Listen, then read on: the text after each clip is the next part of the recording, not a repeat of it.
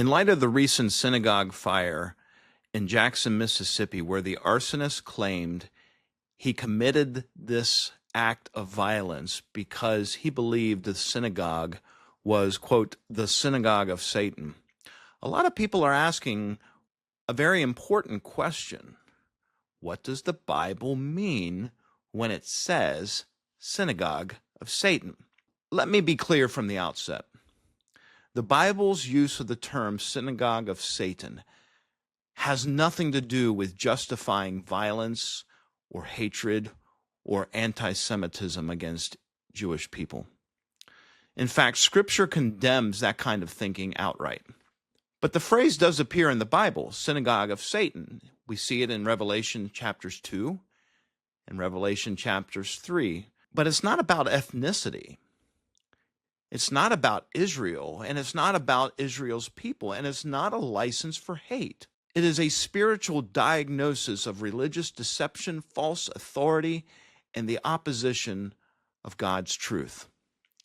Unfortunately, when Scripture is ripped out of context and weaponized, it becomes fuel for evil rather than light for understanding. And that's why today's conversation matters. Joining me today is my good friend Olivier Melnick from Shalom and Messiah Ministries. He's a believer, an author, and a leading voice on anti-Semitism. And he's going to help us answer this question carefully, biblically, and truthfully. We want to expose deception, defend God's word, and make it unmistakably clear where hatred comes from and where it does not, and how the church should respond. So today we're going to slow down a little bit, and we're going to open up the Scriptures and ask the right question. What did Jesus mean when he was addressing the churches and referring to the synagogue of Satan? And why does misunderstanding it lead to exactly the kind of voice and hatred we're seeing today? Friends, my name is Pastor Brad Reaves. I'm your host, and this is the Coming Soon Ministries podcast. We invite you to join us and be a part of this incredible time. And be sure to like and subscribe to our podcast and our YouTube page, and especially check out our Substack page. Now, with that, would you join me in welcoming Olivier Melnick? Well, Olivier, great to see you. How are you doing today? Well, Brad, I'm doing well, trying to keep up with the news. Before I forget, I think this is our first of the year, so Happy New Year. Happy New Year to you too, and thanks for being on the show with us today. My pleasure. I always love to do programs with you. Absolutely, and I wish we always had something more uplifting to talk about, but it just seems like the world just continues to throw disturbing images and stories at us that we just can't ignore. I think ignoring the problem is part of the problem. And recently, we saw on the news how a synagogue in Jackson, Mississippi was the recipient of an arson attack and did significant damage to the Beth Israel Synagogue in Jackson, one of the oldest synagogues in Mississippi, from what I can tell, the only one in Jackson too. And the only synagogue in Jackson, which is a pretty decent-sized city, going back, I think, to 1870 was when it came, if I remember right. And the arsonist was a 19-year-old and decided he was doing a service by committing this act of violence against the Jewish people. And he referred to the synagogue and justified his violence by calling it part of the synagogue of Satan. And so I've seen in social media and a couple emails that have come across people saying, well, what is the synagogue of Satan? And it's referred to in the Bible, isn't it? It is referred to in the Bible in two different locations. And by the way, it's important to I think for our conversation, it's important to also mention that in the same breath that his name is Stephen Pittman, the arsonist. By the way, he's not Jewish. He's got a Jewish name, but he's not Jewish. Um, he in the same breath he said Jesus is Lord or Christ is Lord, and that creates a whole new level of problems with we have to always fight as Christians. We always have to fight the lies and the tropes and the and the libels against the Jews and the constant conflict between Christians and Jews, and which is the main reason why Jewish people are not attracted to Christianity, thinking it's a different religion, and well, it is from Judaism, but thinking that it's against Judaism. You can't be Jewish anymore. You should stay away from it because Christians are anti-Semitic. It's because of reasons like what just happened. And So let's set it to get at the from the very start, Olivier. You and I are both believers. We're both Christians, and we categorically in no way endorse what this man did. We in fact, I completely disown any. I think it was wrong on every level. There's no it was justification for it anywhere. absolutely. And here is the thing: people take the Bible out of context all the time. I have this coffee mug. You've been to my office before. You've seen the coffee mug. I stole the idea from our good friend Dr. Andy Woods. Coffee mug that says, "I can do all things through a verse taken out of context." Right. So, and, That's right. it's one thing to take a verse out of context that has mild ramifications. It's another thing to take a verse out of context that becomes toxic and becomes a reason for lethal actions, which I think this is where we are with this kid. You take a verse like 2 Chronicles 7:14, where my people that I call by my name would humble themselves, I would heal their land, and people go right and left going like, oh, America needs to humble ourselves so that America can be healed and we can have a revival. Well, friends, it's taken out of context. It's Israel healing, God healing the land of Israel. If the Jewish people back then would humble themselves and not go into idolatry, is there a principle there? Absolutely. But contextually, it is 100% Israel historically. But that's not, even though I don't agree with that, with the way that verse is being used, that's not dangerous. It's like saying, humble yourself and God will bless you. What's dangerous about that? It's biblical truth. It's biblical truth. Now you go to a verse like the one in Revelation, and I'm going there. Yeah, and read it for us too, so we have so our listeners who may not be familiar with it can hear Right. it. Right, Revelation. That's the last book of the Bible, right? It's somewhere near the end, Somewhere right before the maps. right before the maps, right? So it's easy to remember, friend. It's Revelation 2:9 and Revelation 3:9, which is, by the way, in the context of, contextually, it's all in the first 3 chapters, which deal with the church. After that, there's no church. After that, it's all about Israel until the very Right. end. Just a little side And note it's here. Jesus speaking to, we have Philadelphia and Smyrna that Jesus is speaking to Philadelphia and in Smyrna. these And the two first, verses. right. First one is the church in Smyrna. So 2:9. I know your tribulation and your poverty, but you are rich, and the blasphemy by those who say they are Jews and are not, but are a synagogue of Satan. And then in 3:9, just one chapter further, behold, I am giving up those of the synagogue of Satan. Again, those who say that they are Jews and are not, but lie. Behold, I will make them come and bow down before your feet and make them know that I have loved you. So there's several issues at stake here, dealing with the synagogue of Satan. Now, currently, the taken out of context by this young man, and maybe influenced by people like Kenneth Sohn, who's also used that phrase in some of her diatribes online. And she's not the only one, by the way, but she's the one that comes to mind because recently she's been all over the map, against Israel, and she's like, anyway, we don't want to go there. So looking at what people make of this from their perspective is that the Jews are from the synagogue of Satan. Jews are demon possessed. Jews cannot be trusted. Jews are evil, and add whatever adjectives you want to that, but it's the worst possible way. I mean, when you put two words together, Jews and Satan, nothing good can come out of it. Okay, if you compare Jews to being satanic, being demon possessed, that's what they're saying. So the synagogue of Satan. The question is this a real place? Is this an allegorical place? Who are these Jews who would be these people who claim to be Jews but are not, and they're liars?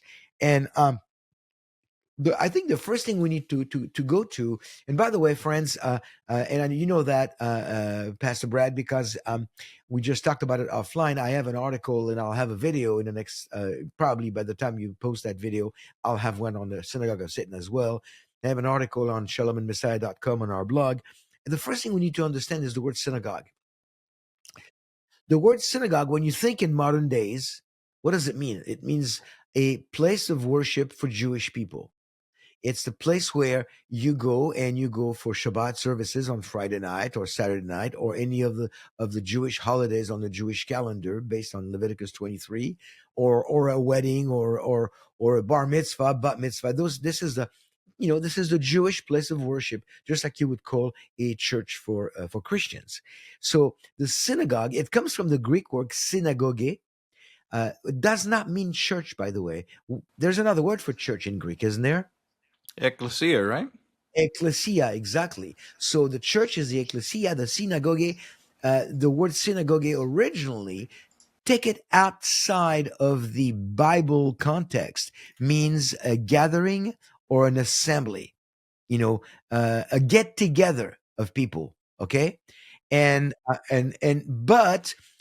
it was used in the Bible. I believe it's used in all the Gospels, and in James once, in James 2:2, and that verse needs to be mentioned later, and in Revelation twice, and for a total of 58 times. And it's always referring to an assembly, some kind of an institutional assembly of Jews. So it became the word used for the Jewish place of worship, and it was already used, before the days of Jesus, anyway. That word, and so that word does not necessarily mean from the get-go a place of worship for Jews. It means an assembly, and originally, when it was started being used, it was an assembly of Jews and non-Jews. It did not just have Jews. So it evolved over the centuries to become what we know in modern days as the place, the place of worship, and studying the Word of God for the Jewish community.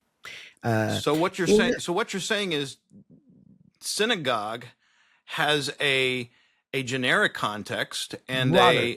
a broader generic context and a specific context, like a lot of words we use in our languages. Absolutely.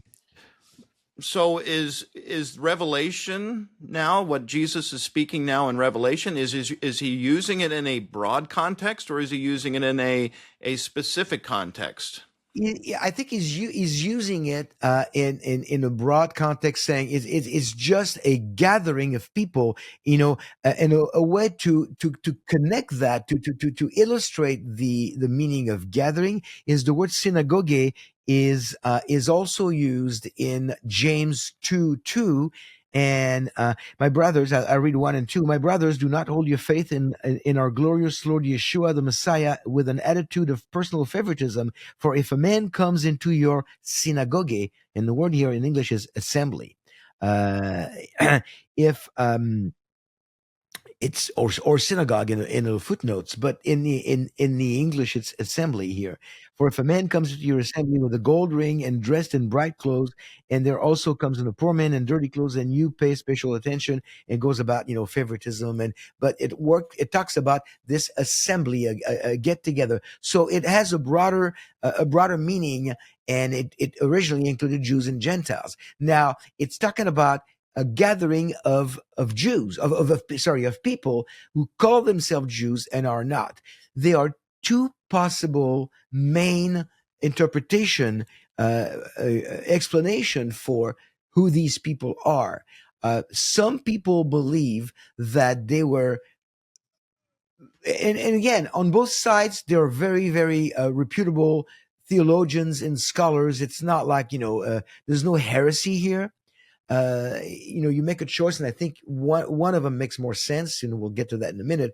One possibility is they were non-believing Jews who were in the way of Messianic Jews following Messiah, and they were basically fighting. They were kind of like Paul was doing before he met Yeshua on the road to Damascus, fighting the believers.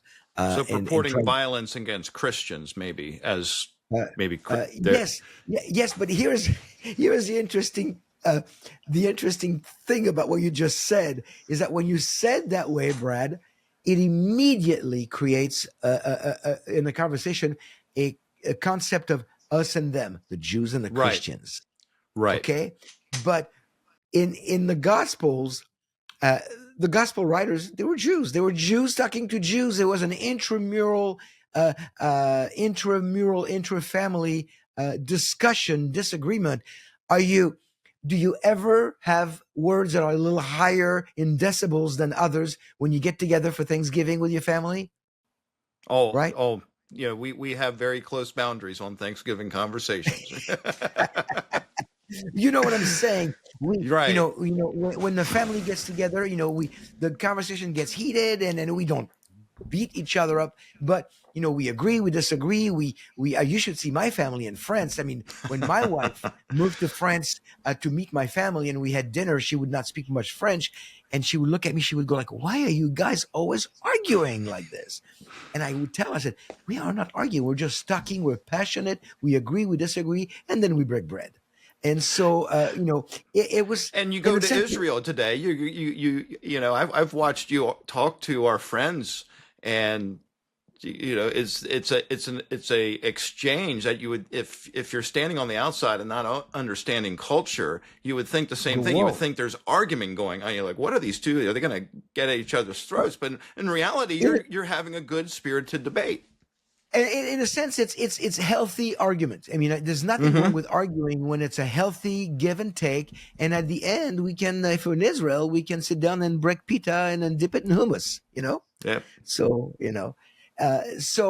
we have this intramural dilemma here. There's a group calling themselves Jews that are in the way of what Yeshua seems to call, real Jews, or another group of Jews. So it could be ethnic Jews who are just against those Jews, most of the early believers, who are following Yeshua as their newly found Messiah. That's one possibility. The other possibility, and I lean towards that one probably a little more, but at the end of the day, for what we need to understand about that passage, it really does not change anything on the main reason why we should stay away from that interpretation. The other possibility is that Jewish people are dealing with a group of non-Jews, Gentiles.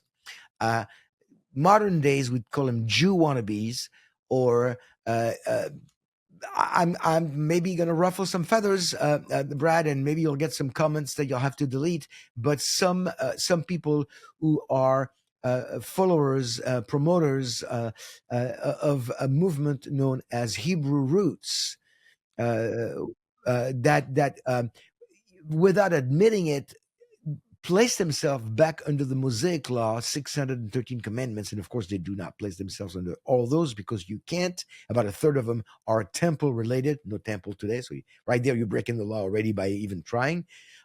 But placing themselves under the Mosaic Law, keeping kosher, keeping the Sabbath, on and on and on, and saying, believing that by doing all of that, they become part of ethnic Israel, or at least, and that's not necessarily the same group as the Hebrew Roots, believe that some people, some Gentile Christians, believe that they are now spiritual Jews. They become Jewish in a spiritual way. grafted in, yes, spiritual Jew. Well, if you're Jewish by birth and you are walking in the Spirit, you're a spiritual Jew. That's about the only reason, the only way you can be a spiritual Jew. But these people, the second group is a group of Gentiles, basically Judaizers, trying to say, hey, we need to convert to Judaism, get circumcised, put ourselves under the law. Going back to the first century now, I'm not talking about modern days. And that's an interesting point you bring up, that throughout some of the letters, Paul's letters and others, that they're talking about this, that there were people trying to impose the law unto Gentile followers, and there was correction in that in the New Testament, wasn't there? I think one of the strongest chapter to really delineate all this is Acts 15, the Correct. Jerusalem Council. Correct. And of course, the teachings of Paul, who remains a Jew, day in, day out, before and after he becomes a believer, but, separating himself. And that Jews and Gentiles in the healthy body of Messiah is Jews remaining Jews following Jesus, and Gentiles remaining Gentiles following Jesus. And we are one new man in the body of Messiah, but you don't cease being a man. I don't cease being a man. And your wife is still a female. And so if your wife is still a female after she's a believer and you're still a male, then I'm still a Jew and you're still a Gentile. What's the big whoop? I mean, it doesn't matter unless. It doesn't sound that complicated. Unless Brad, and I think that's something I was discussing.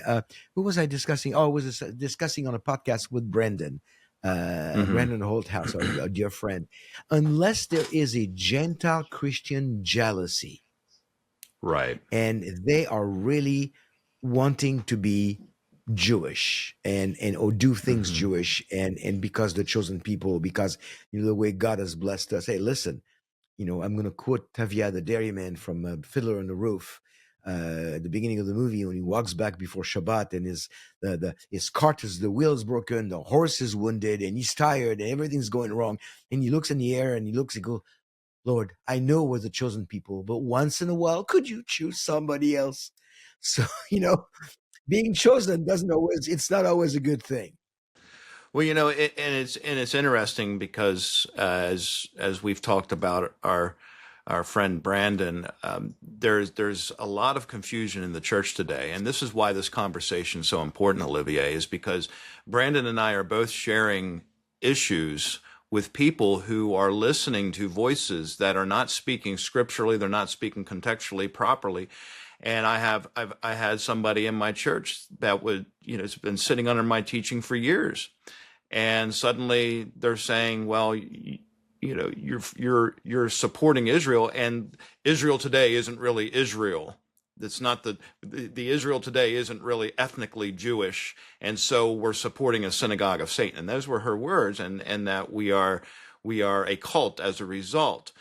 So this is an important conversation to clear up, because you tell 6 million Jews that were killed in the Holocaust, so they weren't really Jewish, and they died as some other ethnicity in replace of this. And we can go on and on about this. It's a dangerous time for the church to be following after these kind of things. Very much so, very much so. And it's I can tell you what, Adolf Hitler did not kill 6 million Khazars. Okay. He killed 6 million people, descendants of the Judean Jews, and he knew very well they were Jews. Hitler had no issue determining who's Jewish and who's not.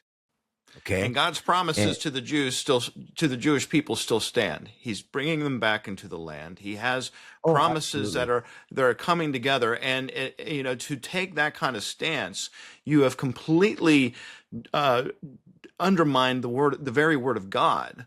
Because God's promises to Israel are eternal, they are unconditional in most of the covenants that he made with Israel, and to discredit the Jewish people in such a way really discredits the word of God, and then discredits the very gospel that we stand upon. It does, and so to finish on the synagogue of Satan, Brad, the two groups, Jews who are fighting Jewish believers or Gentiles who are Judaizers trying to put themselves under the Mosaic law and becoming Jewish in their own way, which I think it is because of the text. It says those who claim that they are Jews, but they are not. And so right there, and twice, it's repeated twice in 2:9 and in 3:9. So I think it's safe to say that they're probably not Jewish and they're trying to push a Jewish agenda, and it's creating some friction. I mean, Jesus uses Satan when he talks to Peter, doesn't he? He says, Get behind me. Get behind me, Satan. Was he saying that Peter was demon possessed? No, he was remembering that what happened to him, and the temptation in the wilderness, and he was what he was doing, and he was basically he was remembering that Satan can do that to people. Satan, you don't have to be demon possessed to be demon oppressed or demon influenced. And I think, which by the way, I think is where Tucker Carlson and Kenneth Cohen, I think that's where they are. They're being demon influenced. There's no question about that in my mind anymore. Clearly. But so, go ahead. They're clearly, well, Yeah. they're not listening to the voice of God. They're clearly under. I think Candace Owens is probably, and I don't want to give her too much limelight here, because well, right. I've already mentioned her twice, so I'll no more. I promise. All right, But the two mention limit is now reached its maximum, and we will go on. No more credit. Okay, fine. Okay, I'm out of credit. But here is the final word on this. The way the synagogue of Satan is being used as describing evil, satanic Jews. That's bad in and of itself, because that's not necessarily what it meant at the inception in back in the days. But when it came out, it was a historical event. It was something that took place back then. It was not to be normative or to be, what's the other word I'm looking for? Universal. You look at things like "you shall not kill." Well, that's pretty much normative. It's part of the law, and it's continued in the law of Messiah, and that's a good thing. Or, love your neighbor as you love yourself. Well, that's also a good thing. Those things are not like, oh, wait, that was just back then. You don't have to love your neighbor anymore. No, nobody thinks that, because we understand that it's part of the teaching that God wants us to internalize and act upon in our own interaction with human beings. But that one was historical. Why it's important is because if you say that it's applying to Jews today, like this young man said, you're no different than me saying my grandfather Maurice was taken by the Gestapo and he died in Auschwitz. That's true, by the way. The story is on our Facebook, on our YouTube page. So that's true. And then I would say in the same breath, Nazis were Germans. All Germans are Nazis. I will never step foot in Germany. I hate the Germans. They're all evil. And it's not true. The condemnation from Jesus was the violence and the influence of the demonic influence that was coming against the church, against Smyrna, and against Philadelphia. So ethnicity really is irrelevant to the message. The churches were experiencing persecution as a result of their faith in Jesus Christ. And the ethnicity, he could have been referring to, any other nation when referring to the synagogue of Satan. He could have been referring to any ethnicity that was coming against the church in Philadelphia and Smyrna. And so for someone to boil this down to justify violence against a group of people in Jackson, Mississippi, it ironically is demonically influenced in my summation. And why is it that when you look at when Paul during his missionary journeys, when he spoke in Greece, he didn't always have the nicest words. He exposed their lies that they were worshiping the wrong gods, and he was very bold about it. Why is it that people today are not saying, "Oh, the Greeks, they're a bunch of morons. They worship the wrong gods. They're idolaters, morons. We should get rid of the Greeks." Nobody says that, because they understand that this was an issue back then, that was historical, that taught a lesson back then, and there are principles from that lesson that we can apply today. But there was a historical component to that lesson. But nobody's going after the Greeks or any other people group just because something nasty was said about them in the Bible. But the Jews, whoa! I mean, so convenient. If you can link the Jews to being demon possessed, then it's giving you fuel to do everything else, to get rid of the Jews, to say that they don't belong in Israel, to say that they should be completely destroyed, globalize the Intifada, get rid of the Jews. They're not even the real Jews, and you add all those things to it, because after all, the Bible calls them demon possessed. It seems like the world is trying to reduce this down to a right-left issue. We're trying to politicize this and weaponize it in order to justify something else. Do you see that too?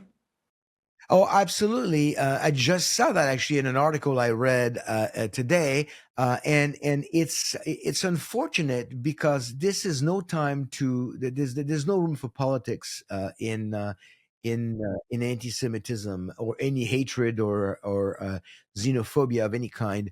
But there is a woman. Her name is Deborah Lipstadt, and she's a very famous historian and an expert on anti-Semitism. And she's written several books. She even was in a big lawsuit with a British guy. I forgot his name, but he was a Holocaust denier, and a movie was made about him, and she won. And recently, she stepped down for whatever reason, but she was for a while the special envoy to combat anti-Semitism for the U.S. government. And but when she was selected for that, I thought, well, she definitely has the historical knowledge. She can connect a lot of those dots, but she's also, and again, we say we don't want to politicize this, but in this case, we have to go there because of what happened. She's also very liberal. So is that going to affect our worldview when it comes to fighting anti-Semitism? It did not really affect a whole lot when she was holding that title, but I just read an article when she had claimed that the young man, Stephen Pittman, who said, I did this because it had Jewish ties and it was a synagogue of Satan. And she said, I had mentioned that there was a connection with the teaching that we hear from the left of globalizing the Intifada, which is a euphemism for kill all the Jews. Intifada means uprising. There was two Intifadas, one in the 80s, one in the 2000s in Israel. And right now there's this call to globalize, to make it, all over the world, wherever the Jews are, they should not feel safe. They could be, they could be killed, which is pretty much where we are, to be honest. And so she said, well, we, I don't know that it really is connected to indoctrination that came from globalization of the Intifada, like the left is trying to push. I think it's more of a right-wing, alt-right indoctrination. So now it's taking sides. It's not the left; it's the right. She's probably not a big fan of President Trump. She's a liberal, so she's going to disagree with him on many things. And so here we are picking sides politically instead of dealing with the problem of Jew hatred. And I think she's missing the point. She's missing the point because when it comes to fight anti-Semitism, right, left, it doesn't matter. Why? Because the right hates us, the left hates us, the Muslims hate us, Hollywood hates us, the church, parts of it, hates us. It's coming from everywhere because it comes at the root of it. It's satanic. And Satan is going to use any people group he can, and he is, to go after the Jews, to prevent the Jews from saying Baruch haba b'Shem Adonai, at the end of the tribulation so Jesus can come back.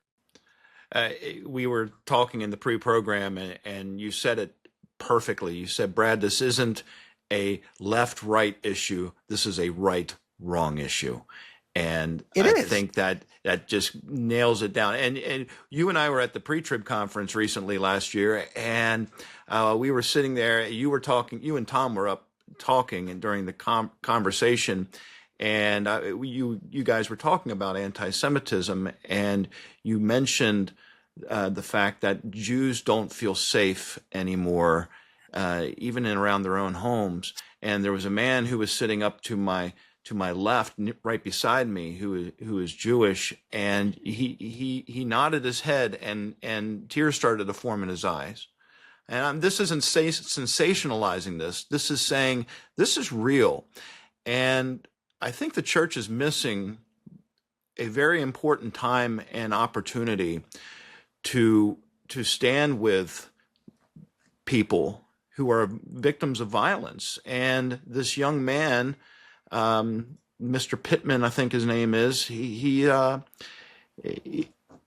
it was wrong. But you know, the synagogue is trying to rebuild, and there's crickets. Yeah. So what do you know? I know what's on your mind, Brad. The next question is probably, what can Christians do to change it? Right. I know what's on your mind because I know what's on your heart. Right. And I've known you for a while now, and you love my people, you love Israel, and that's why we're friends. And God will bless you for that. He's given you me. Right now, He's given you as my friend, so he already has blessed me. Oh, okay. So to know that I can be a blessing to know that I can be a blessing to somebody, that's good. I know my dogs always look at me like I'm a blessing. So you were going to say, I'm sorry, I had to take a little sentimental moment with you. And I forgot what I was going to say. Remind me what I was going to say. Yeah. It's I think what happened in Mississippi, and this is why I put an article, this is why we're doing this podcast, this is why I'm doing a video, and several other great people have done things to speak on the topic. It would not hurt any pastor in America right now to take 3 minutes at the beginning of their sermon next Sunday and say, it's not part of my message, but I want to clear something out. What was said by this young man in Mississippi about the synagogue of Satan, it is not biblical, and do what we did in 45 minutes in 3 minutes. They don't have to be long-winded like you and I, and say, we will not stand for this. We stand with the Jewish community. This is not biblical. This is not what the Bible teaches. And we have no tolerance for that. And that will definitely position any church in the right place to rebuild bridges and open some doors to reach out to their Jewish friends and tell them what it means to be a real Christian and to worship and follow the Jewish Messiah. So I think there is an opportunity that maybe some pastors should take. And I would add to that also that it would be, as a pastor, and I've already done this, to say to your local rabbis, we're sorry this happened, and this is not part of who we are. That little message goes a long way. And I'm fortunate enough to have a very good relationship with our local rabbi, and we support them just through camaraderie. And it doesn't mean we support, what they believe, or, but we're also, there's just, he knows he can call me, and he knows he can say hi. He's invited me to Shabbat, and we provide security for their synagogue as well when they have holidays and stuff and special things that are going on. But that sends a message, a very clear message. We are not part of this equation, and we condemn, as Christians, anybody, especially Christians, who act violently against the Jewish people. Absolutely. During World War II, there were many people, and including quite a few Germans who actually made a difference to help the Jewish people. And what do you think the Germans would do? Do you think they would just knock on a Jewish door and say, "Hi, my name is so and so. I'm your German neighbor," and the Jews would go like, "Okay." They would have to explain. Listen, I'm not a Nazi. I don't agree with the Nazi ideology. I denounce it. I can't believe what they're doing to you people. I want to help you. Can I hide you? Can I feed you? Can I transport you somewhere? Can I? But they had to explain, I'm not a Nazi. I don't agree with it. So from a biblical standpoint, as Christians, we have to say to our Jewish friends, hey, when I read this book, I'm sorry, you're not the synagogue of Satan. This is taken out of context. This is used to hurt the Jews. This is going to lead into maybe some Jewish people even losing their lives because people will go crazy with this. And it's pure evil. And so there is an opportunity for pastors to say something, to call the rabbis. I think it's a great idea. Any chance you have to call the rabbi in your community and say, hey, we don't condone that. We denounce it. And this is not who we are. It's not what they're. Now, there might be a couple of people, and if you're a pastor and you're listening, there might be a couple of people in your church. Unfortunately, I just did a program with Brendan that I just posted today, where he's actually seeing people that he's been teaching at his own church for the last several years that are not turning on Israel. And Yes, and in my church too. But here's the thing. Here's the thing, Olivier. Silence creates a vacuum. And when we create a vacuum, then the voice of this young man who thinks he's doing a righteous act becomes the voice of the church. Instead of and again, we don't have to break out picket signs or anything. Just simple acts, like you said in World War II. Knock on the door, say, I may be German, but I'm not a Nazi, and I will do what I can to protect you. You can do you can do the same thing to your neighbors. Pastors can do the same thing to rabbis, and however it is, but don't let the vacuum create a billboard for these guys that are doing these violent acts. And just a simple act, absolutely. Hey, Rabbi, I'm sorry this happened in Mississippi. That's not who I am. That would go a long, long ways. Exactly. In other words, also Elie Wiesel, the Holocaust survivor and Nobel Prize winner, and there's one book you want to read on the Holocaust. It's not very big, but it will change your life. It's called Night by Elie Wiesel, and Elie Wiesel said, "Silence is complicity." If you don't say a word, and what I've said for years, you've heard me say it, from the pulpit at your congregation. I say it regularly in meetings and conferences. If you don't do anything because you think it's too big and you're just one person, or you want to look the other way because you don't want to get involved for whatever reason, fill in the blank, a bystander who does nothing only facilitates the work of a perpetrator. Right. And a lot of So times we these people are cowards, and they get away with what they're doing because people don't stand in the way. And I think if enough people stood for what is right, a lot of these cowards would go back into the cave where they belong. They probably would, or the basement at their parents' house, Correct. wherever they are. But I've another thing I've been saying for a while now, and I want Christians to start, maybe internalizing this and then let that sink in, because a lot of people watching my programs, watching your programs, they're cut from the same cloth. They're basically like, "Oh, I'm pro-Israel. I love Israel." Little flags, little praying hands, little hearts. I'm pro-Israel, and that's great. We love you guys. Please, please continue posting saying you love Israel. We need this. The Jewish community needs to see this. But 2026, friends, might be the year for you to go from pro-Israel to proactive for Israel. Right.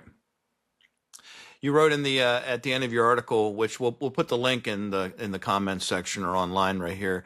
You said such damaging actions committed by evil people against the Jews in the name of Christ continue to burn the few remaining fragile bridges between Christians and Jews. At the time when Christians should double their efforts to reach out to their Jewish friends and offer love, compassion, and you put "and" in capital words, protection, is making our task ever so more complicated. You want to close Did I out write with this? That thoughts? sounds good. You write that. It's pretty good, man. Or did I write that for Yes. you? No, that's not it. I promise it was not ChatGPT. Okay. Well, no, I can hear your heart in that, my friend, and it just powerful words for the church today. And I know, sadly, every time we get on, we have to talk about something like this because it just seems like it's just continuing on and on and on. And wouldn't it be nice for one day, maybe 2026 could be the year. Maybe this podcast may change some hearts. Wouldn't it be nice for one day someone to say, when something happens like that, and some guy says, well, I did it because, it's synagogue of Satan or whatever. And the Jewish people say, no, that's not the Christians I know. I'm going to challenge your viewers right now. If you're watching this program, and I think we're coming to the end right now, right? Of the program. Yeah. If you're watching this program, when you're done watching this, pause for a second, ask the Lord to reveal to you who in your circle of friends who's Jewish. It might not be that complicated. Many of you know Jewish people. Could be a neighbor across the street, could be a neighbor across town, could be an old college roommate, could be a school, schoolmate, workmate, whoever it is. Pick up the phone or an email and simply say, I have been watching the news, and the latest event when this young man who claims to be a Christian called the Jews the synagogue of Satan, and then just tell them, I just denounce that. I cannot stand for this. And I want you to know that it is not what being a Christian is all about. Please, this is not who we are. Call your friends. You know them and you already have the relationship with them.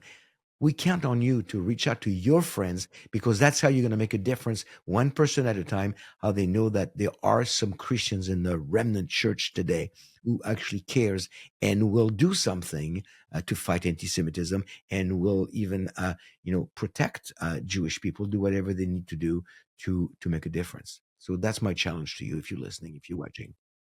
100%. Don't leave it to voices like myself and Olivier because we're just two voices. But with all our viewers, there are thousands. You add to that 1,000 times, 10,000 times what can be done to help with the situation and help stop this kind of nonsense and violence that keeps getting thrown way out of proportion from Scripture. Olivier, you're an incredible person. You're an incredible friend. And we're going to close this out for now, but give people an opportunity. How can they find you? Because you have resources on your website, and you have blogs, Yes. and you have articles to be helpful. Yeah, I post on the website. I usually post once a week an article, and it's usually what am I going to write on this week? Not like, well, I don't have anything to talk about. It's more like, should I do this or should I do this or should I do that? Because there was something going on.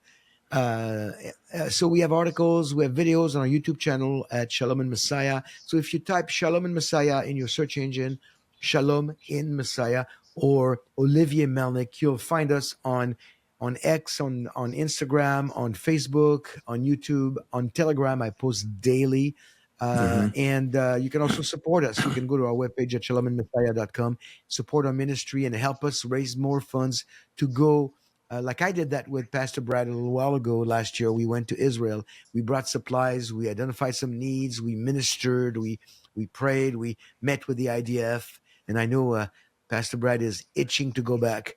We'll have to figure out a way to do it. But you can support us. You can find us. Please help us make a difference for such a time as this. Yes. And in August, you'll be joining me in Gettysburg, Pennsylvania for our Abraham to Armageddon conference. Incredible time. We got our friends Brandon and Tom and Andy and JB and you and I are all going to be speaking for an entire day. And this will be part of the conversation. What does the church need to do to support Israel? It's an important time. So, Olivier, thanks for being on with me. And friends, share this video, like and subscribe to my channel and to Olivier's channel. We do this to support each other and in each other's ministry. We're standing together in these important days. Thanks for being on today, Olivier, and God bless. Thank you. Shalom and be blessed.